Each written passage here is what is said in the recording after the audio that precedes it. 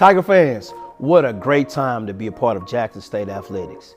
TC Taylor, on his second year, we're very excited about Coach Taylor. 10,000 season ticket holders. That's our goal for the year. With 10,000 season ticket holders, we will have more support for our student athletes, for our coaches, and also we can support our university when it comes to Jackson State University athletics. Go to jsutigers.com. 10,000 season ticket holders is our goal. Support Jackson State University. Go Tigers.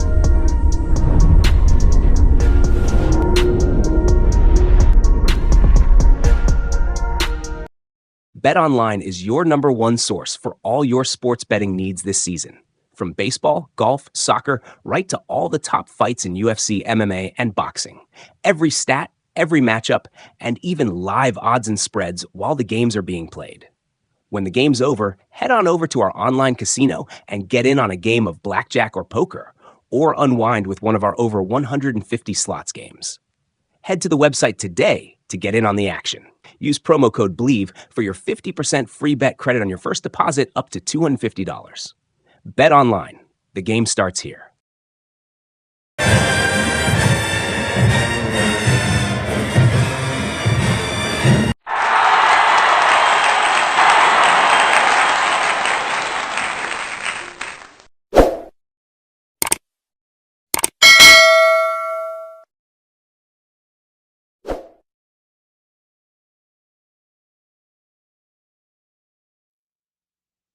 What's up, Tiger fans? Welcome to another episode of Tiger Talk with the 1400 Club. I am the Corey C.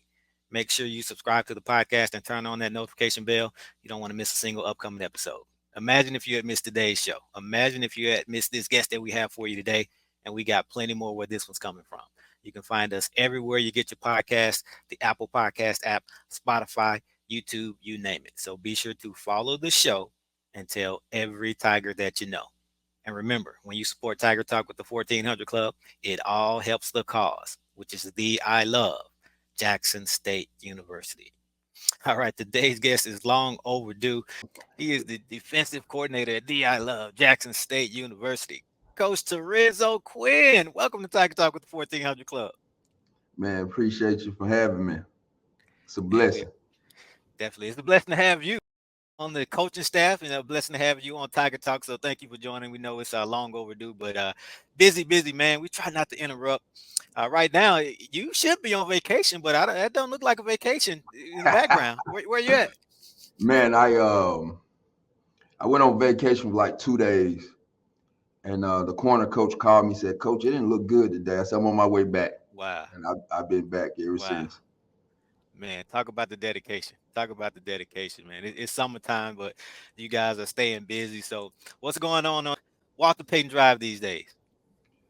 Man, just taking advantage of June and July. I thought we executed the plan well in June. The kids got in shape. As far as summer one, they're starting to get acclimated as far as how we do things in the weight room, how we want to move, how we want to install, how we want to strike blockers. The philosophy, we just kind of instilling all that in them right now during summer one. Summer two is going to be about taking the next step. You understand the structure and things of that nature right now. It's just time to, how can we disguise what we're doing and take that next step, put some other pieces in other places, but do the same stuff. So going well so far this summer. Have the whole team on campus. That's huge. You worry about 100 or so? What's that number approximately? You're right at it. Ooh.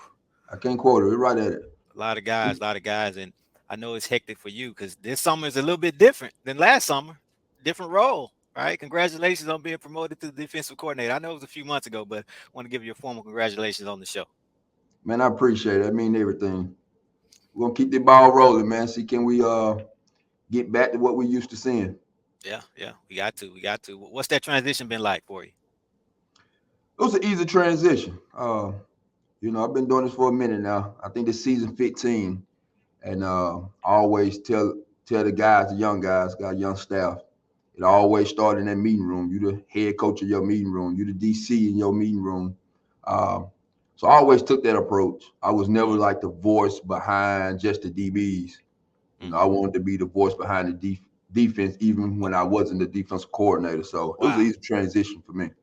So you already prepared for it? You, Oh you yeah. didn't wait for the promotion. You already just kind of took on that role. Oh yeah.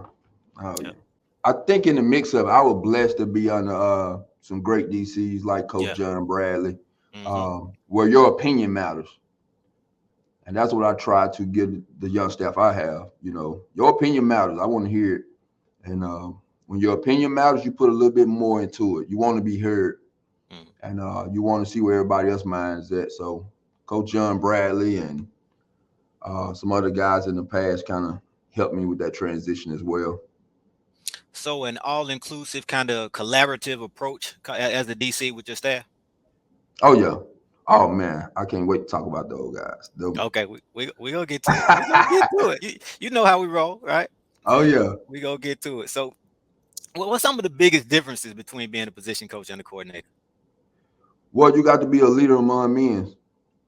It's just not about your position and talking to the 20, 21-year-olds. It's got some 30 and 40-year-olds in the building that you're going to also have to lead as far as how you want things to be done and how you want it to look. The biggest thing is the philosophy, getting everybody believing in the same thing. And on my side of the ball, it's going to be structure, going to be discipline. I believe that's how we win games. It don't matter about the Jimmy and Joes if them Jimmy and Joes in the wrong spot. And that's what we always preach day in and day out. So it's a transition. So take us through the promotion. We want to hear how it all kind of came about. How did you find out that you were getting the promotion? You were going to be moved to elevated to defense coordinator, and how Coach TC break the news to you? Man, it first started with me and John Bradley both came from Alcorn, but we also was at UAPB together. So our relationship was a little different.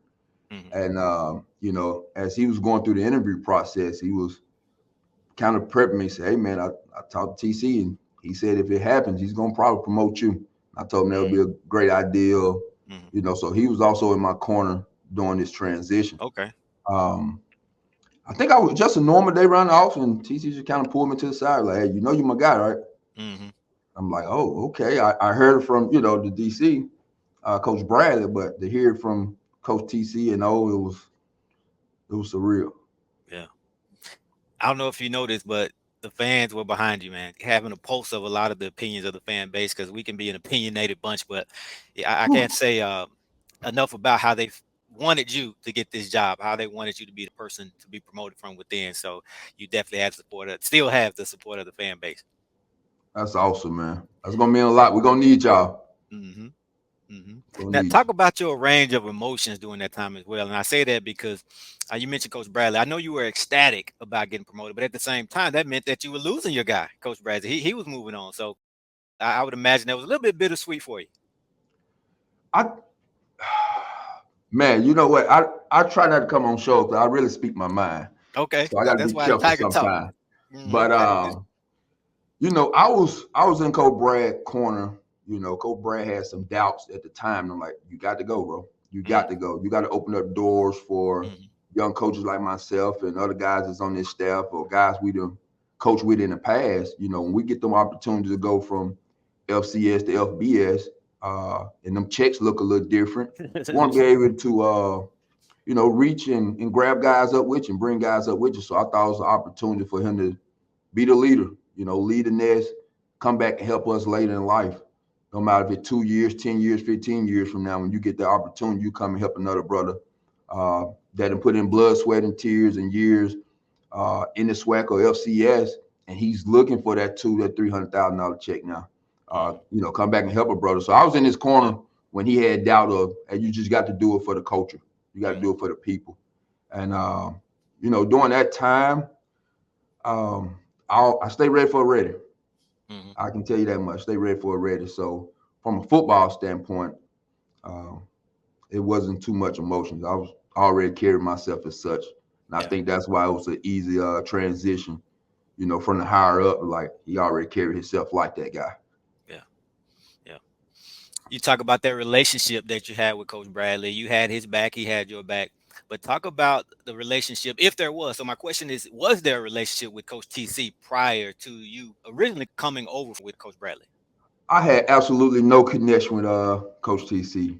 I think at the time, him and Cedric Thomas, which was the head coach at Alcorn now, which was the guy I kind of came up under, Okay. They Yeah, was he was at they UAPB. was in the JUCO circuit together, so they knew of each other. So he probably heard of me, but I had zero connection with him. But when Coach Brad came and took the job, he said, "Hey, I need a DB coach." I'm on my way. No-brainer. It was a no-brainer. I'm on my way. So not much of a previous relationship, but you sit down with Coach Taylor for the first time. If you can go back, take us back to your initial impressions of Coach TC. What was that like during the interview process? Oh man, he had me in coaching mode. I Okay. came dressed up in some slacks and a polo shirt with my shirt tucked in, and the first question I can remember is, "How when you start teaching man-to-man technique, how you go about doing it?"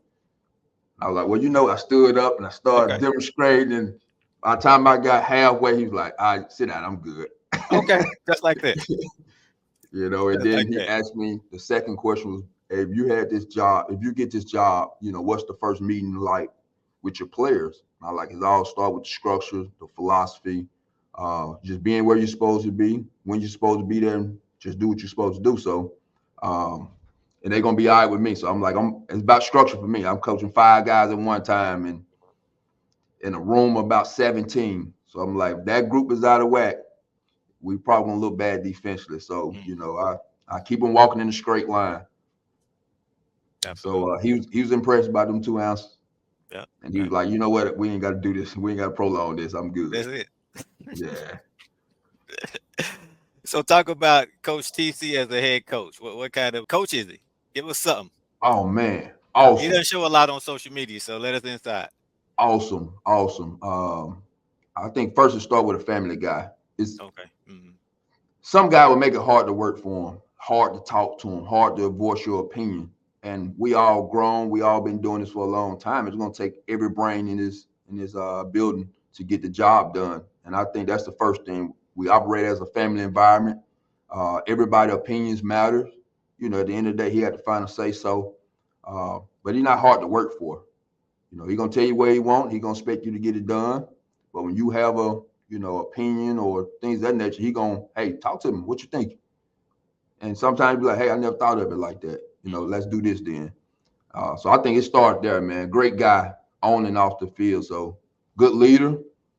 He's not gonna say much, but Yeah. leaders shouldn't have to when they walk a certain way.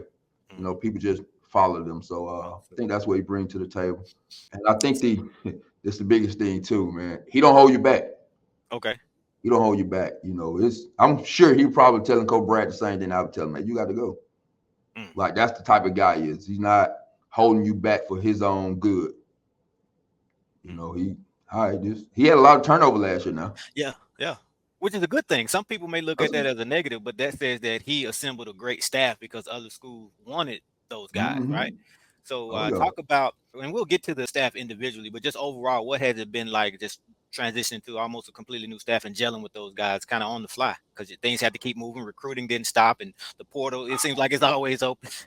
So what was that like? We got younger. Mhm. So, it's when you get younger, the energy a little different in the building. We still operate as a family, but when you hit that field, it's a bunch of energy flying around. It's hard to like sit back and you're trying to get the guys going with a bunch of older guys that may not have energy, but you got them young guys, they hit the grass and they hoop and holler. Mhm. And that kind of translate back up into the building. We have a great relationship. We don't hang out like the old heads did, but I think all the old heads have a relationship from the Right. Yeah. previous stops. Yeah.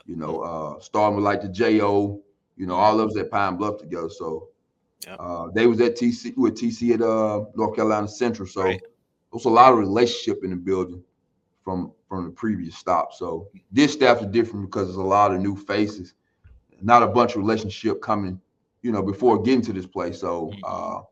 we building it, Mhm. we building. We just been together this spring, but it's gonna come. But I love the energy in the building. Right. Let's take it back to last season. Of course, you were the defensive backs coach, and the secondary was outstanding. The secondary was outstanding, led the FCS in interceptions. Give us a quick recap of how you felt that unit performed and why were you guys able to be so successful? I know I it's a always loaded tell them, question. I tell them good is not good enough. Mhm. And I say that for a reason. To have that many interceptions and not one guy on the all-conference list, Mm. first or second team, Mm. it's just a statement to us as we ain't done enough. Mm. Good is not good enough. What's the next step? And that's what I'm challenging this group with. What's the next step? But looking back on the last year, guys, they did everything the right way. When we was healthy early, when them guys running open. You may beat us, but nobody running open. We take pride in that, having a body on the body, being where you're supposed to be, and that go back to the discipline structure that we lean our head on. But I thought they executed well. The execution was there. Now we're just trying to take the next step. Execution plus making plays. Do your job and make the play. That's the mindset. You lost a couple starters and key pieces from that team. Shout out to my guy, Tim Stewart, my Hazelhurst guy, fan favorite last year in his one season at Jackson State. Already on the coaching staff at Ridgeland High School with my other Hazelhurst guy, Coach Todd McDaniel. So shout out to them. Go Titans, go Hazelhurst Indians. But you lose him, you lose a John Huggins, a Solomon Rogers, a couple more guys to the portal. So how do you feel about the players that you brought in to replace the guys that you lost? Oh man, I got a great group of guys right now. We got younger, as far as the young guys, but overall, this group right here is they talent. I got to get them going in the right direction. We're still working on that, the new faces. But I got a bunch of old heads returning too. We played 10 guys last year, and I want to say 6 returning. So, you still got the BJ Washingtons and the Isaiahs and Anthony Petty. You still got K5. Them guys played a lot of reps. You're able to bring in Cherry from Toledo, and he's great. He's great at the line of scrimmage. Fast guy. Yeah. 6'2", 6'3". He a culture guy. He gonna call you out when you're not doing it the right way. So guys like that just come in, they fit right away. I just got, hey, we do it this way, and this is how we execute this call. This is why we're doing it. And we still working on that process and that phase right now. Yeah. Definitely hearing some great things about Cherry. It's awesome to hear already, having that voice. A lot of times a new person coming in may not want to step on anybody's toes. So we like that kind of leadership already. Another name that we're excited about, Cam Smith. I know you got several guys coming from Eastern Michigan, but on the defensive side, I'll talk a little bit about Cam Smith. I know he's in previous stops. He's been all over the field as a tackler. Oh, man. I don't know where to start. Smart, long, physical, strong. I promise I don't know. So I can go on and on. This guy should be an all-conference guy. Okay. I can see him playing on the next level. Wow. From his range, he made a play the other day. I was just like, wow. Like, it was like 4 steps, and he was from the middle of the field to the bottom of the numbers. I was like, that's just range. Straight line speed. He's fast. Can play catch man. He got it all. He got it. And I have a couple of them guys on the back end, I think next level guys. But Cam, I'm excited about him. And then what about a guy like a DayDay Burk? I know he wasn't here for the spring and the first summer session like some of the other guys, but coming in from Portland State. What excites you about him? Football is all he got. Okay. That's the first thing that hit my mind. Like, he's all football. I was speaking to the D-line one day, and he came. He said, "Coach, excuse me, can I get the playbook?" I say, "Give me a second when I get there and talk to them." In the meantime, it was like a 5-minute span. I called him back. Where you at? He said, "Coach, I took a picture of the playbook from Rob." I said, "Huh?" He said, "Yeah." He then walked from the locker room to my office with a bunch of notes he'd been taking. Every word I have ever said in a meeting, he had it in the notes. And I was like, this is a different guy. I was up here yesterday, like 5 o'clock in the afternoon. I said, "Hey, man, what you doing up here?" He said, "Come by and get a second workout." Like, he's all football. So, hard work. Hopefully it'll pay off for him. But he also smart. His first 7-on-7, the kids out there throwing the ball around. And it's probably his second day here. He have no business out there. But not only out there, he had corner, nickel, and safety.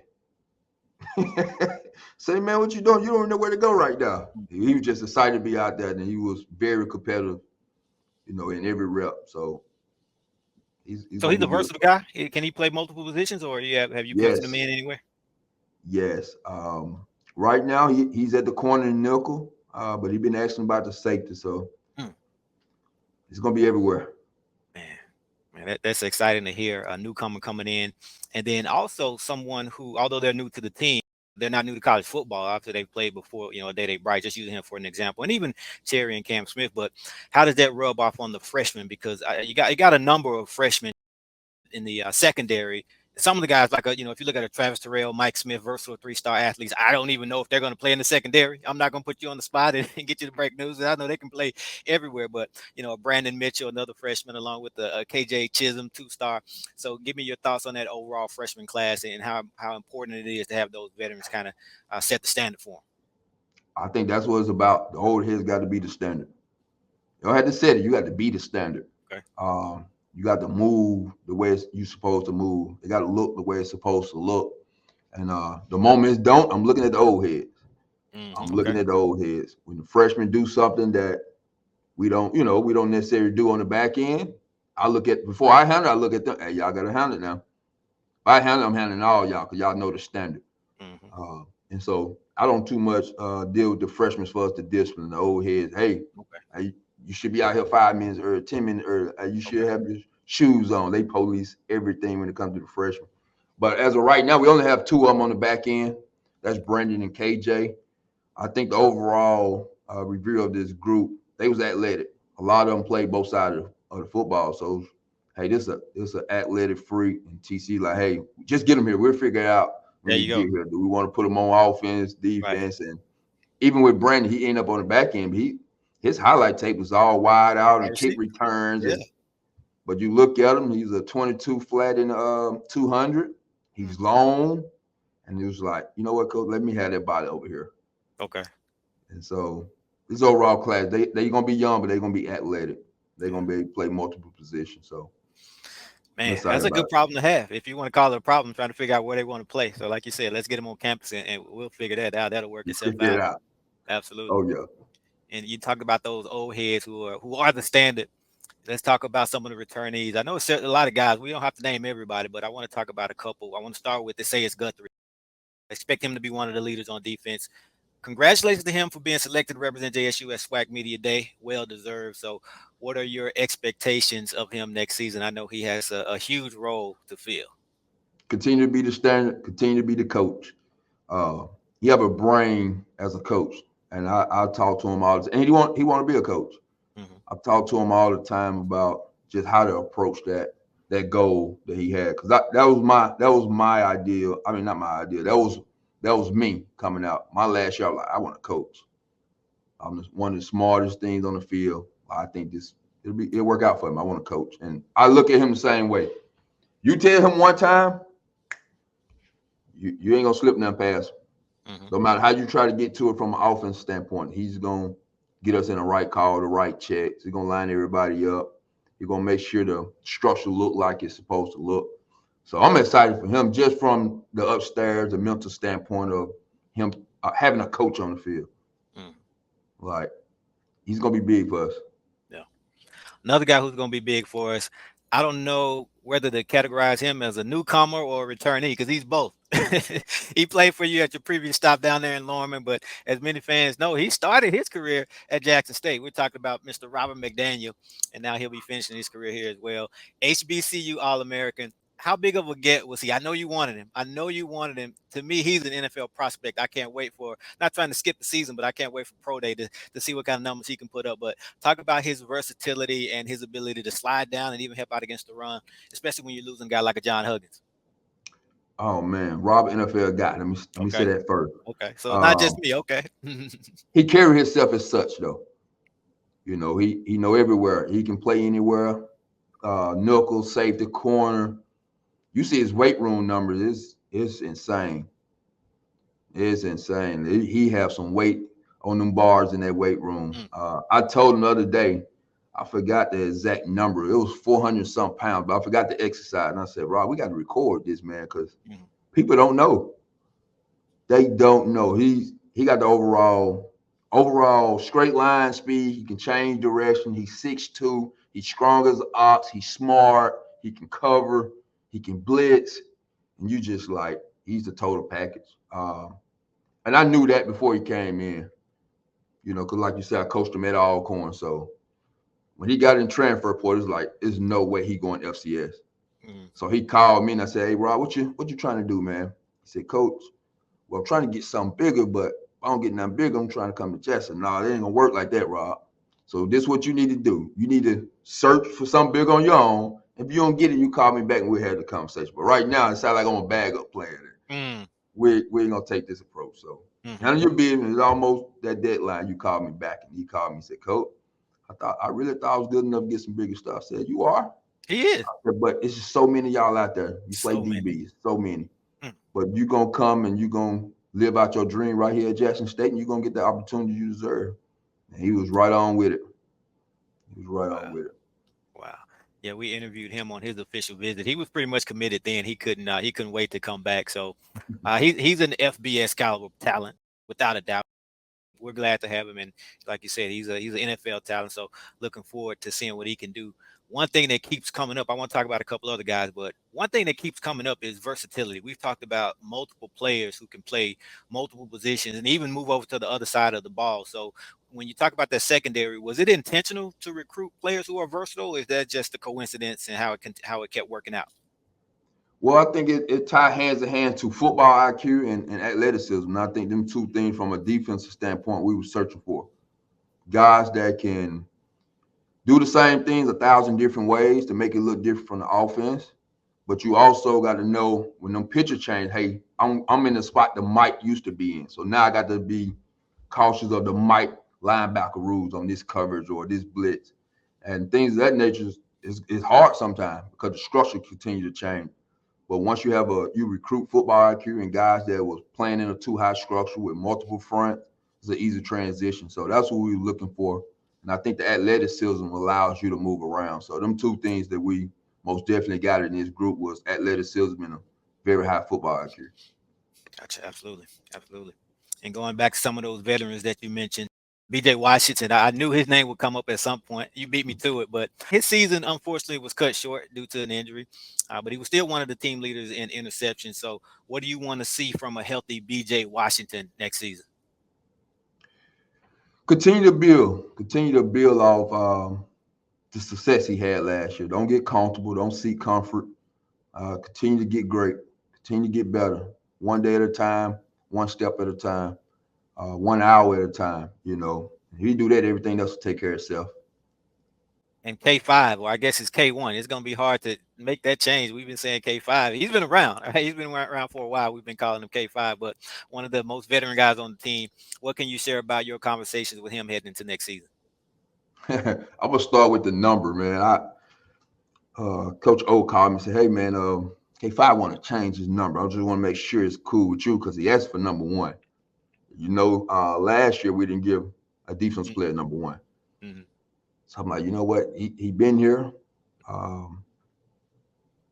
He stayed on course. He probably could have had that transfer portal mindset, but he stayed. I think he deserved it. Do everything the right way. Yes, sir. No, sir guy, respectful guy. Let's give it to him. So I called him. I said, now I heard you want jersey number 1. You sure? I said, because K5 is a brand now. Yeah. It's just not a jersey number. It's a brand. Right. He said, yeah, cause I got to figure out how to make jersey number 1 brand. So we're going to call you 1K. Okay. I like it. 1K. But 1K.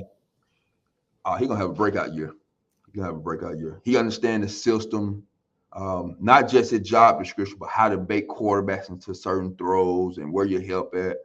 He done took that next step. So I'm looking for him to have a big year as well.